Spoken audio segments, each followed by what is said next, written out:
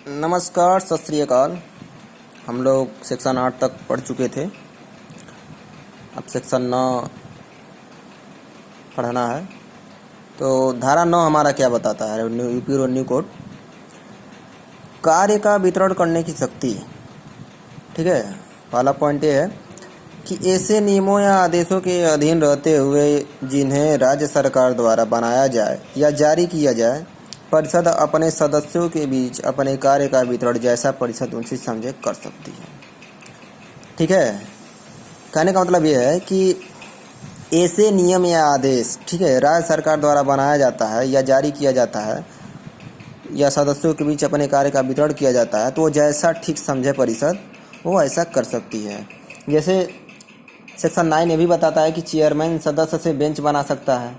2 या 2 से अधिक लोगों का यह जो बेंच है बनाकर, और इनके सामने जो भी मामले आएंगे, ठीक है, वो मेजोरिटी से फाइनल डिसीजन देगा। ठीक है, जैसे कहने का मतलब है कि चेयरमैन जो है एक बेंच बनाएगा। जब एक बेंच बना देगा तो यूपी धारा 9 के अंतर्गत जो भी मामले हैं, ठीक है, जो भी इनके सामने मामले आएंगे वो मेजोरिटी बनाकर उनका फाइनल डिसीजन करेंगे। अगर मेजोरिटी नहीं है तो एक बड़ी बेंच बनाई जाएगी, जो फाइनल डिसीजन देगा वह माना जाएगा। ठीक है, इसका मतलब ये है अगर मेजोरिटी नहीं रहती है, ठीक है, तो एक बड़ी बेंच बनाई जाएगी। ठीक है, बड़ी बेंच बेंच का मतलब समझते हैं ना? देखिए, एक होता है बार, एक होता है बेंच।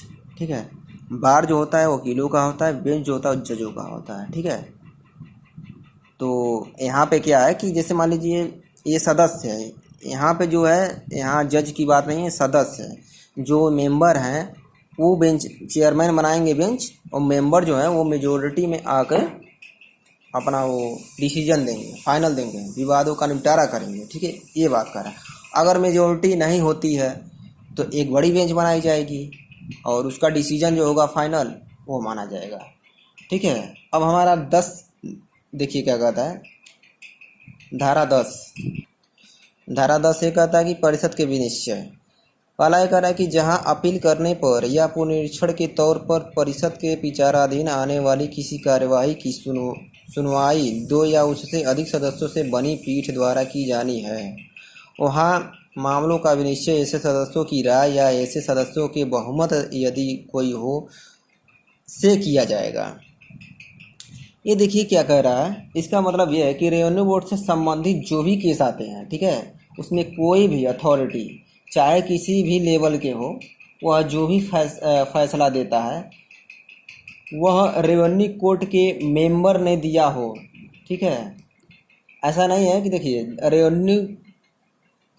रेवेन्यू से संबंधित जो भी केस आते हैं, धारा 10 ये कह रहा है कि रेवेन्यू बोर्ड से संबंधित जितने भी केस आते हैं, कोई भी अथॉरिटी चाहे किसी भी लेवल का केस हो, ठीक है, रेवेन्यू बोर्ड से संबंधित हो, बट सिंगल रेवेन्यू कोर्ट के मेंबर ने दिया हो, ठीक है, सिंगल रेवेन्यू बोर्ड कोर्ट के मेंबर ने दिया हो, चाहे कमिश्नर ने दिया हो, चाहे एक बेंच ने दिया हो, उसको रेवेन्यू बोर्ड के डिसीजन ही माना जाएगा। मतलब यह क्या समझे? मतलब यह है कि जहाँ ये लिखा ना, जहाँ पीठ का गठन करने के परिषद सदस्यों, देखिए आप लोग लिखा है, देखिए साफ देखिए, तो ये कह रहा है कि रेवेन्यू बोर्ड से संबंधित कोई भी मामले हो, ठीक है, कोई भी किसी भी लेवल का अगर केस होता है, फैसला देता है, तो रेवेन्यू बोर्ड के अगर रेवेन्यू कोर्ट के अंतर्गत या चाहे मेंबर द्वारा किया गया हो, चाहे कमिश्नर ने दिया हो, चाहे एक बेंच ने दिया हो, तो उसको रेवेन्यू बोर्ड की डिसीजन ही माना जाएगा। ठीक है, यही बताते हैं। उसके अंतर्गत एक और केस सेक्शन आता है 210 देख लीजिए, पढ़ लीजिए, इसी के इंक्लूडिंग पढ़ेंगे तो मज़ा आता है। 210 हमारे ये बताता है कि रेवेन्यू बोर्ड जो है, अब यहाँ पे 210 हम खोलेंगे तो अब बता रहे हैं आपको 210 वैसे हम बताते हैं रेवेन्यू बोर्ड, जैसे 210 से बताता है कि रेवेन्यू बोर्ड को जो भी केस के उसके अंदर में रेवेन्यू अथॉरिटी को कर रहे हैं, डिस्प्यूट कर रहे हैं, उनको अपने पास मांगने की शक्ति है। ठीक है, 210 धारा 122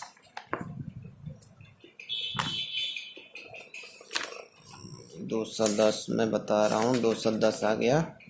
अभिलेख मांगने की शक्ति, ठीक है, अभिलेख मांगने की शक्ति।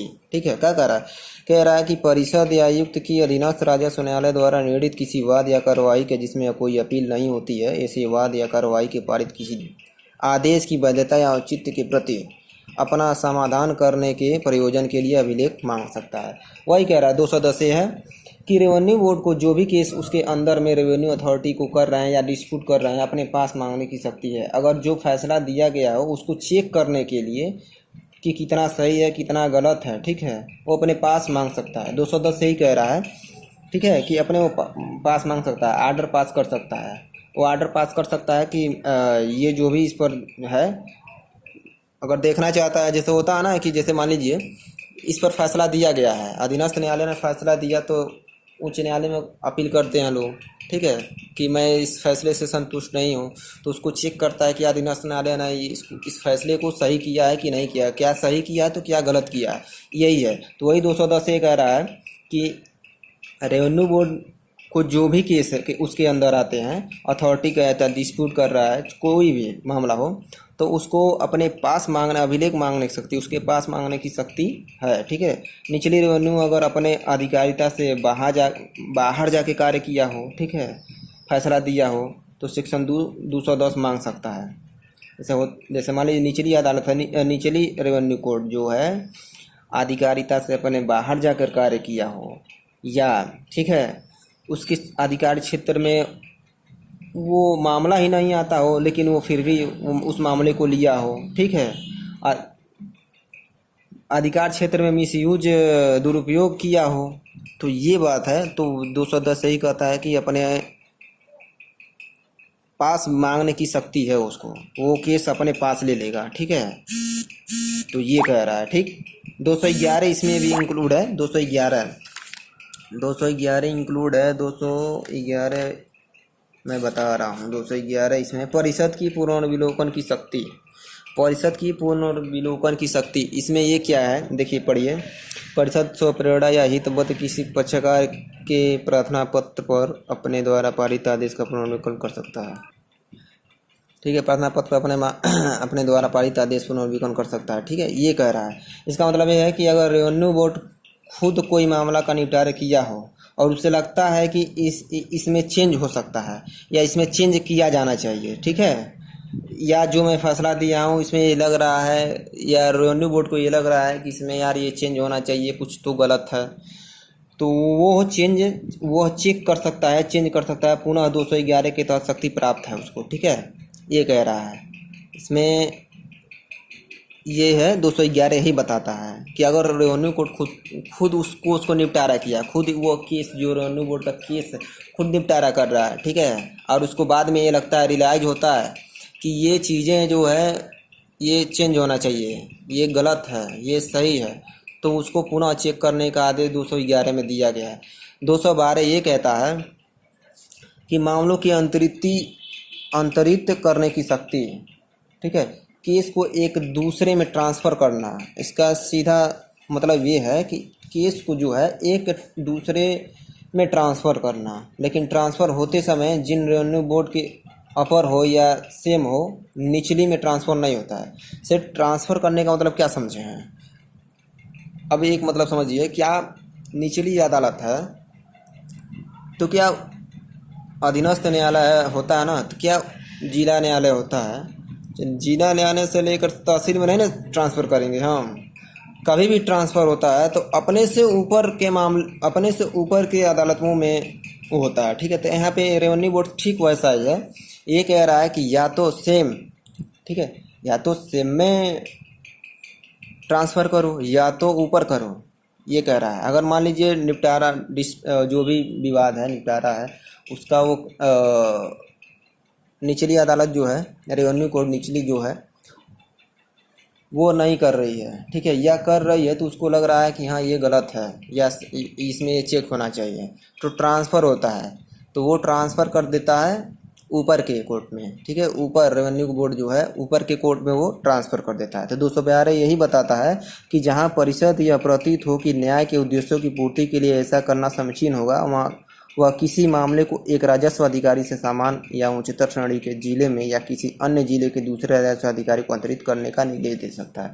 वही बात है, या तो एक जिला दूसरे जिला में ट्रांसफ़र करे या तो जिला जो है अपर के कोर्ट में ट्रांसफ़र करे। यही बात बताता है 212, ठीक है।